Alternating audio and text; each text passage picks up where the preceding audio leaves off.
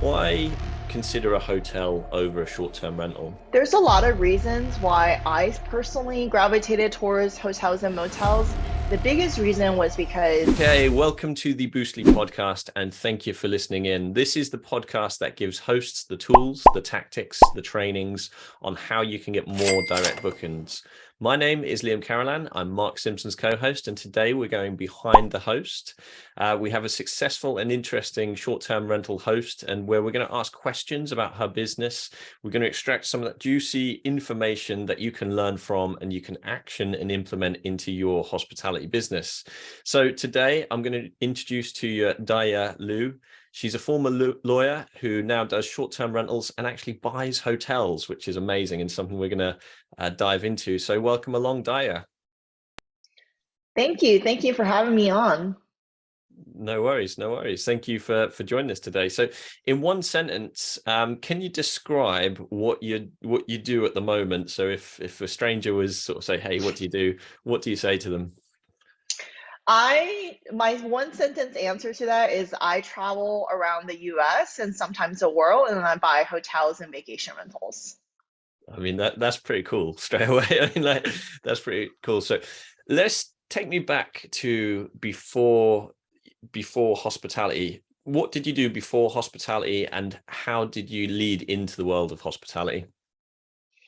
I was trained as a chemical engineer and biochemistry, a double major, and then I went into law school because I decided that law school was just a shorter route to success, in my opinion, than PhD program.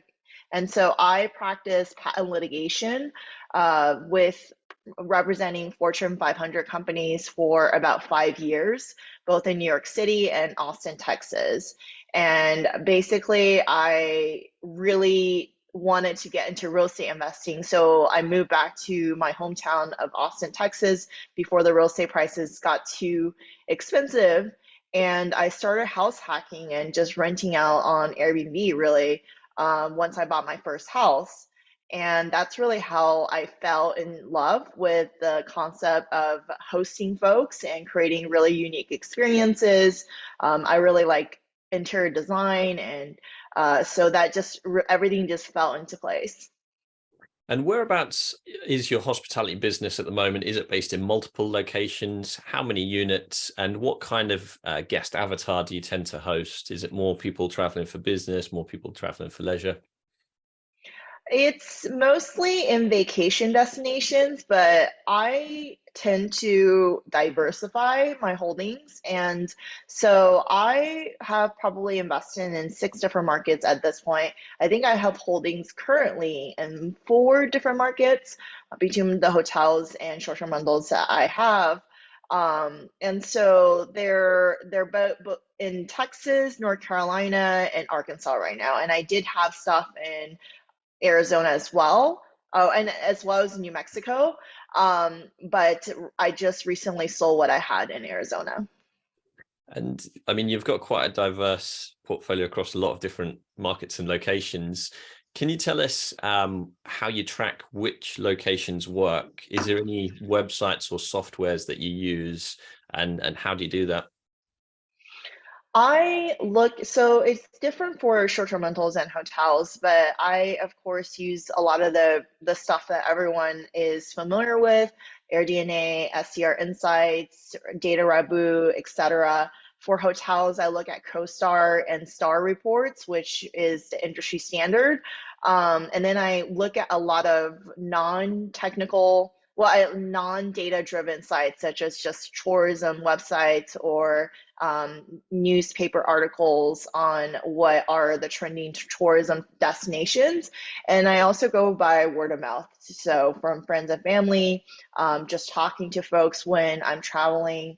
I get to travel to probably 50 different destinations every single year. So just getting to talk to the locals and understanding where the locals are traveling to next is another crucial part of data collection.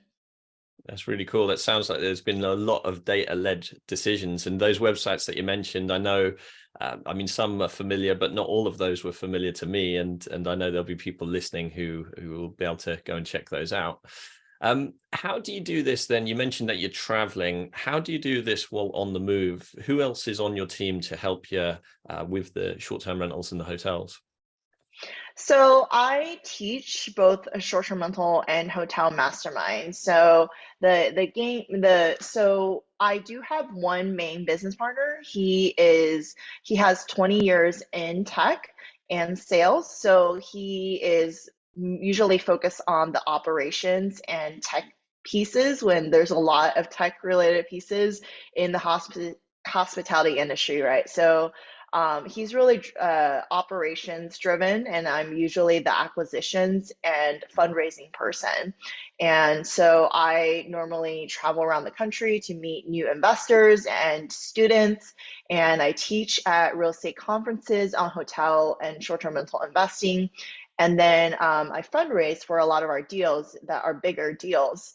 And then I analyze them too, using my legal background and my engineering background to really understand the data as well as the legal framework around each of these acquisitions.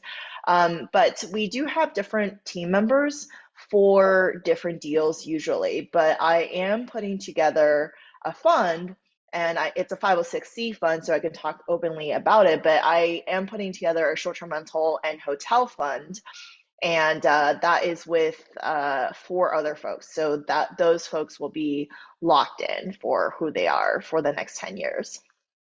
And when it comes down to, there'll be a lot of people out there who are wondering how they go about finding a business partner. Is there any tips or any advice that you'd share about finding somebody who has that opposite role to what you do, and to really, create the cohesion to allow the business to work and grow? I think that there really needs to be at least one person who's a lot more on social media and out there and just promoting the brand and understand and talking about what you do. And that's usually my role. There needs to be at least one person who is really good with numbers and contracts and etc. And one person who is really good on the operations piece. And because hospitality is much, much more operations intensive than pretty much any other real estate investing that you can do, that is a very, very crucial piece. And these roles can be filled by different people. They can be filled by the same people. There could be overlaps. But I really suggest for folks to look for people with business and personality qualities that are different than their own. So if you're an introvert, maybe you should look for someone who is a little more extroverted. If you are someone who's a visionary, or you're very big picture, then you might want to find someone who is going to understand the details and fill in those larger goalposts with the fencing, so to speak. And so I am a lot more big picture. I understand how to put together deals creatively, but I think in terms of day-to-day operations, in terms of hiring and firing employees, I always knew that that's probably not what I am strongest at. So when I was looking at business partners, that's really what I was looking for. And in terms of our fund, it's just because that's more of just raising money, that doesn't necessarily need the operations piece as much, but it does still benefit to have someone who does a lot of operations just in the initial acquisitions phase to understand, hey, these might be trouble spots down the road. Yeah. And for the fund, it's also important for people who are very much like, let's buy everything. And also for people to be people on the team that are a lot more conservative, just because you want kind of both to really, and it's healthy to disagree on a lot of these topics, because different investors have different risks tolerances as well. So having a lot of different voices from people who are different than you is very important in building these teams. It sounds like it's really talking about balancing, the need in different areas of the business and in different personality types, isn't it? It's all about balance, and you as the visionary and the person who's bringing the cohesion and everything together by doing that, which is really cool. So One question which I must ask, we don't get many people on the podcast who's actually buying hotels. A lot of the time we've got hosts who have bought short-term rentals and they're moving perhaps from, motel type thing towards more short-term rentals, individual units. Why consider a hotel over a short-term rental? There's a lot of reasons why I personally gravitated towards hotels and motels. The biggest reason was because I was reselling some of my short-term rentals in 2021, and I was continuously running into the issue where both me and the buyer agreed on a price because it was making quite a bit of money. But because furniture does not count in appraisal, income does not count in an appraisal, the fact that we have a locked-in cleaning crew and management system that's seamless does not reflect in appraisal. The appraisal may not reflect what the property is worth.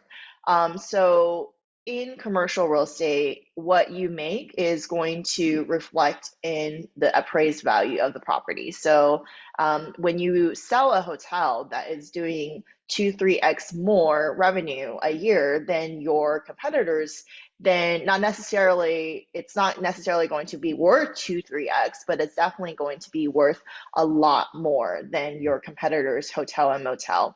So that was reason number one. But two, operationally, it's a lot easier to buy a hotel. From an acquisitions perspective, it's easier to buy one 40-unit hotel and be done for the year versus trying to buy 40 different short-term rentals, because that's a lot of closings and a lot of mortgages, a lot of utility companies, and etc. And it's also easier operationally because instead of hiring a short-term rental management company and paying 20% out to them for all of those deals, you can just have one or two really quality on-site managers, and it might actually be cheaper than having 20% of your revenue go towards a short-term rental management company. And finally, and this is the big piece that is aha moment for a lot of my hotel mastermind folks, is there's more and more short-term rental regulations. And a lot of folks are scared that their favorite investing destination where they already have short-term rentals is going to be regulated away due to short-term rental regulations. But if you own a hotel, those regulations benefit you. And in fact, it's a lot of these boutique hoteliers who are lobbying for these short-term rental regulations to go into effect. So if you are going to be a hotelier and let's say you still want to rent it out on Airbnb and VRBO, there's nothing stopping you from using those two as one of your many OTAs. Now you can also be on booking.com, Expedia, hotels.com, etc.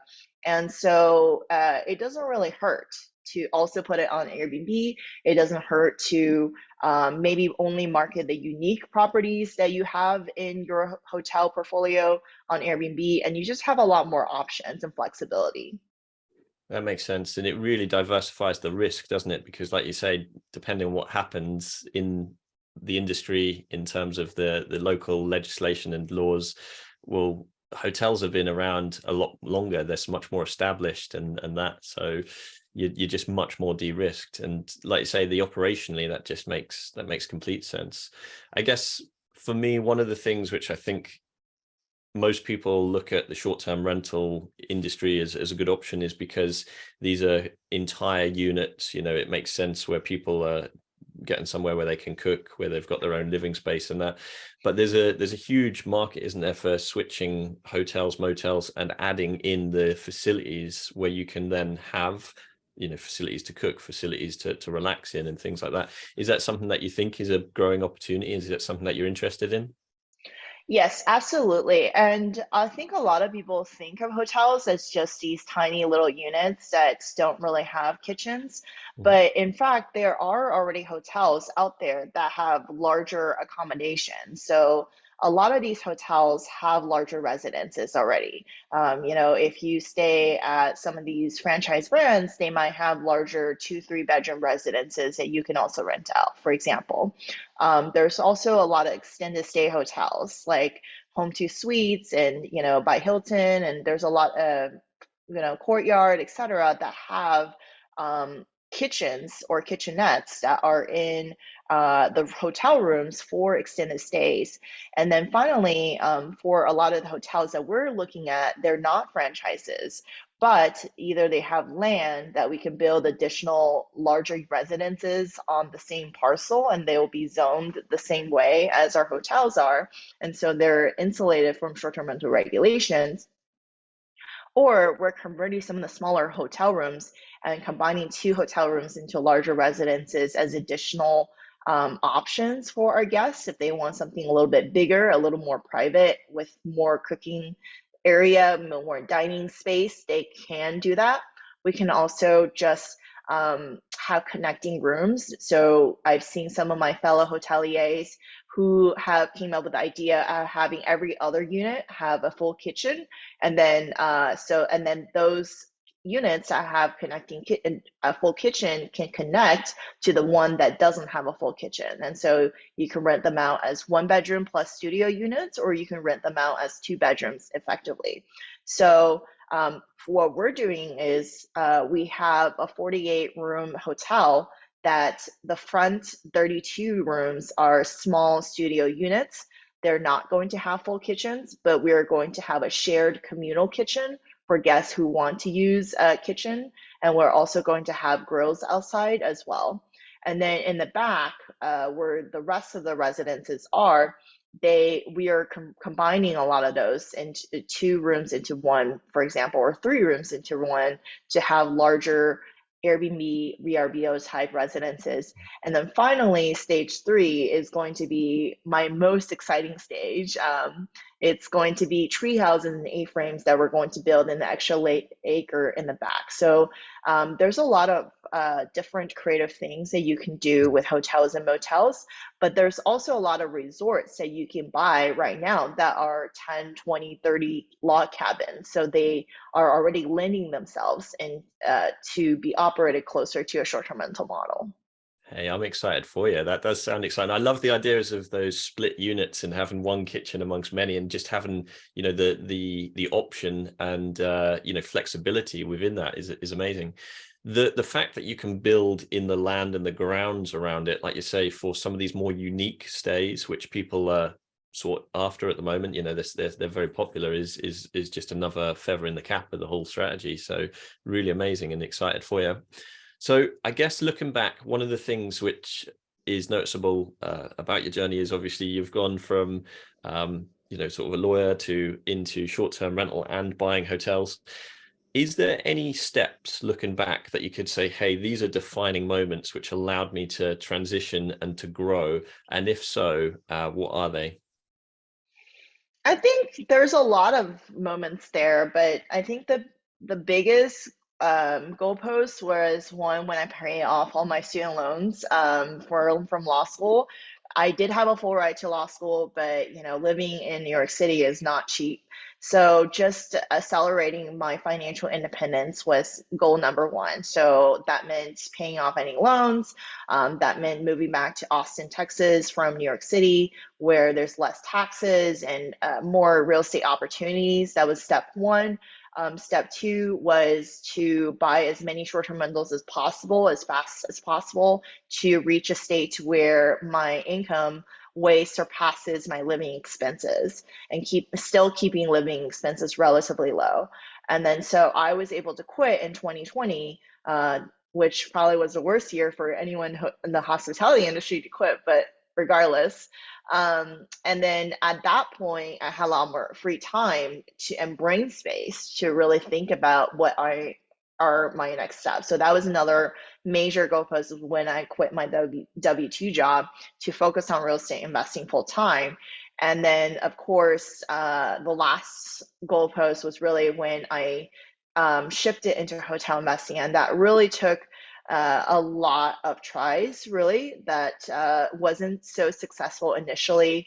I probably made about over a dozen offers and put many of those properties under contract before I closed my first one. So that was definitely also a major goalpost. And now, because we already have hotels it's easier for us to get funding for hotels. It's easier for us to get insurance for hotels. It's easier for owners who are for off-market deals to take us seriously because now we know how to talk like a hotel investor. One of the questions I'd have for you is, it sounds like you've done it sounds quite a smooth journey when you say it. Obviously it wouldn't be when you're living it, but what would you say was the biggest challenge, and how did you overcome it? Biggest challenge with hotel investing is just to get your first deal because it's if you don't have hotel experience, even short-term rental, even if you have, let's say, 20 plus short-term rentals, sometimes lenders are still not going to lend to you just because you don't have the requisite hotel operational experience. And so they don't count vacation rentals as the same thing because honestly, from an operational perspective, it can be very, very different.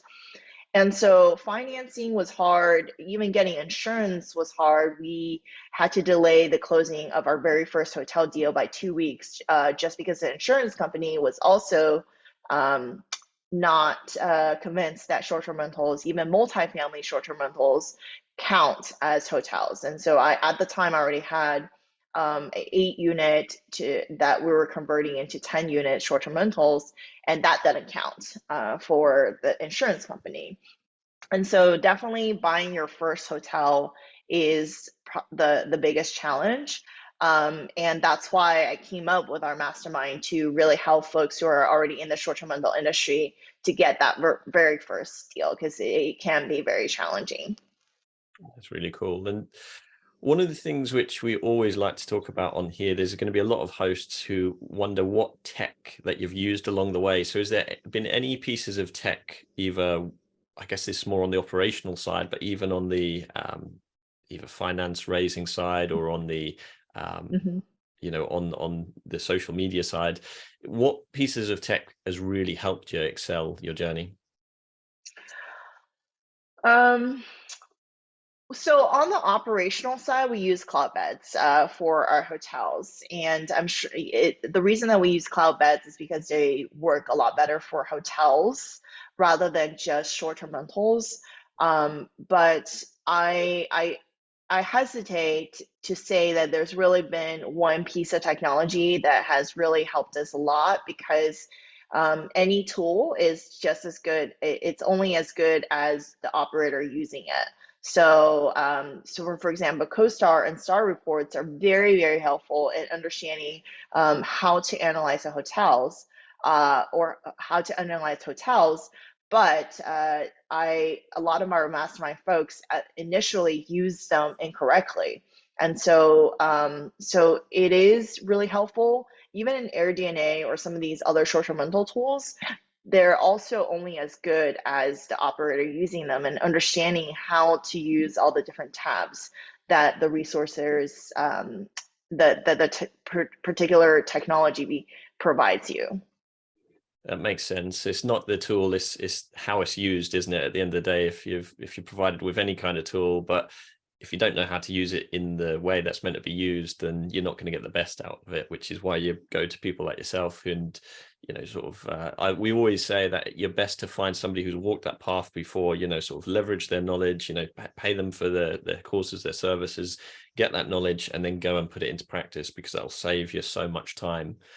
One of the things which I'd love to ask is, obviously you've been in and around hospitality for a long time, and have you come across has there been any funny stories or any sort of moments of hosting where you can look back and go, well, okay, that was a bit of a weird moment, or a favorite guest or something like that? I could do one for short-term rentals and one for hotels. For short-term rentals, it was my first beach short-term rental, and it was just a really weird moment. So where a couple booked our property, which has a shared hot tub because it's in a condo complex, um, and basically they did honeymoon things in the hot tub area, which is recorded. And the HOA manager not only flipped out and tried, of course, wanted to charge for the cleaning of the hot tub, but she also demanded my short-term rental management company and my cleaner and myself to watch the video. And I was just like, why? Like, Yeah, why? why? Yeah, and so that was the weirdest moment. And they left us a glowing 5-star review. They were like, it was so relaxing. And I just could not contain my laughter when I read that review, and so romantic. I was like, oh, if only you knew the drama that I've already been through. So that was the most interesting for short-term rentals. It For a sounds like they hotel. enjoyed themselves. Yes, yes. I think they also put that in their review, which was like, oh, that's Oh that's dear. great. And then for hotels, it was really we were remodeling our largest hotel asset, which is 48 doors, and um, the back building needed a roof that to be replaced, so we had this roofing contractor come out. And at the time, we were living in the hotel because it's just, for something that's 48 keys, you really don't want just to manage the rehab remotely, just because we're also renting out the rooms to the guests. So there's a lot of guest, versus rehab, considerations. So you really just have to be on site. So I was running a Zoom meeting with some of my hotel mastermind folks analyzing hotels, and all of a sudden, someone fell from the roofing company in through the drop ceiling roof. I mean, the drop ceiling in my room and onto my bed. Oh And my so God. I was going to record a Zoom meeting, and I really wish I had my camera facing the bed because that would have been the most viral reel ever. Yeah, you'd Um, be able to get money for that just on the basis of, sort of yeah, like that would go viral, like you're saying. yeah, exactly. So I really wish I had my camera turned towards the bed, but basically I went from just me in my pajamas, my room, to about 10 roof contractors and handymen, all in my room, I've got in about under 5 minutes, and it was the craziest thing ever. And luckily, the guy was not hurt. And this is the you. other piece that was really funny about it, because nobody was hurt. And because if he fell a little bit to the right or the left, it would not have been as funny because he would not have had a 12-inch memory foam mattress breaking his fall. But instead, he just bounced off of the mattress and rolled off and was really confused. And that was about it. So it was just a really funny moment, but it's also like what we're gonna do with this hole in our ceiling moment as well. I can imagine. I can imagine. Whatever did the people say on your Zoom call? Like, hang on, I've just got to go. A guy just dropped through through my ceiling. How did you explain that one? Yeah, I think I just said, oh my gosh, someone just fell through my ceiling. And then on Zoom, I show the hole, but and then I told people that I had to reschedule the meeting, but just because people were just knocking on my door trying to get in and understand what happened and stuff like that. It was just, yeah. I don't blame you for needing to reschedule. They're great. Do you know that we asked that question from time to time, and I would say that you've got the award for the best stories for the guest side of things, because we've not come across that. Certainly not somebody dropping in through the ceiling. Obviously a bit hanky panky in the hot tub does happen from time to time, but not usually in that way. So yeah, that's an interesting couple of stories. Thank you for those. So as we come towards the end, we like to do a couple of quick fire, just fun questions. But before we do, I'd love to ask, as you've shared so much knowledge with us, what advice would you have for somebody looking to get started in hospitality, either short-term rental or even considering the hotel and motel route?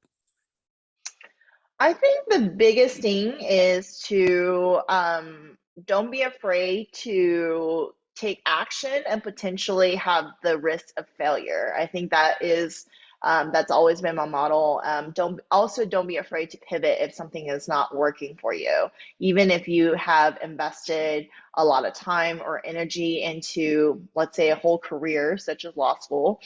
Don't be afraid to just pivot and go in a different direction that makes you happy, that is going to be more fulfilling for you. And then specifically with hospitality, is that it's probably going to be a lot longer hours and more commitment than you initially thought it was going to be, especially in the realm of hotel investing. So definitely, if you are just looking to make money faster, yes, hotels and short-term rentals make a ton more money than the comparative long-term rentals and multifamily assets.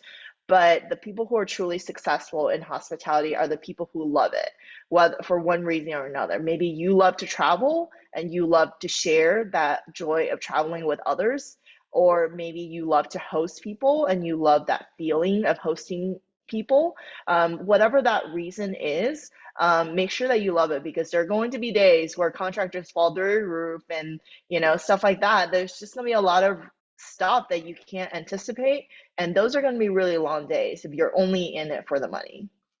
Fantastic advice. So we go on to the quick fire section now, which these questions, and these just a bit of fun, find out a little bit more about you. So you travel a lot of the time. Where would you say that everybody listening should go and check out? What is the top travel destination that you've been to? My personal favorite is probably either Chiang Mai, Thailand, or northern Bali.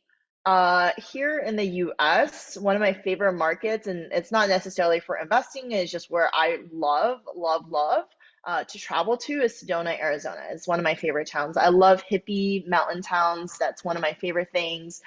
So any hippie mountain town is probably going to be one of my among my top in the US. I love it. So you teach people and you can coach people. One of the things which I'd ask is, what entrepreneur or coach would you most like to have a coaching call with, and what would be your first question for them? Can you elaborate that a little bit more? So Yeah. other than me, Yeah, right? so out of the famous entrepreneurs, the Gary V's, the the Grant Cardones, all of those type of people, is there anybody in particular you'd love to have a coaching call with? And if so, what would be your first question, if any? So I think out of the super well-known ones, I think really I would love to do a course with Heather Blankenship, which she does at RV program, just because a lot of the folks that are in my hotel mastermind also have questions about RVs. And then I think vice versa as well.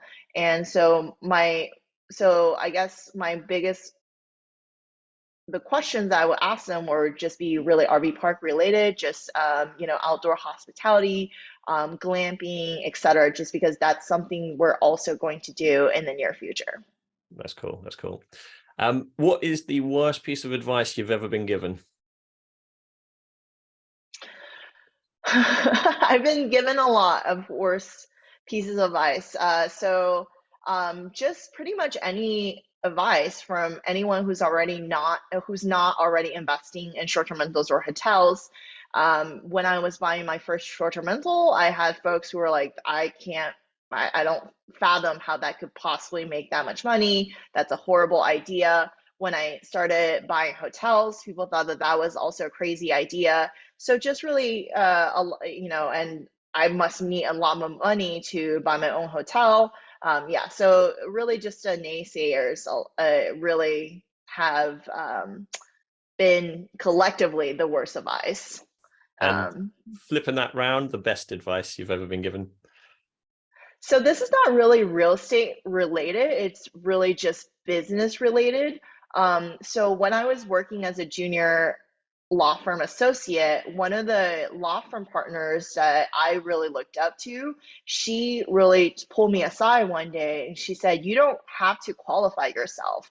And the reason that she was saying that is because I would say like, "Well, I don't have a PhD or organic chemistry, but," and then I would give my opinion. And she said, you have an engineering background, you have a science background. You don't have to qualify your answers by saying you don't have what you don't have first before giving your opinion. Just go ahead and give your opinion.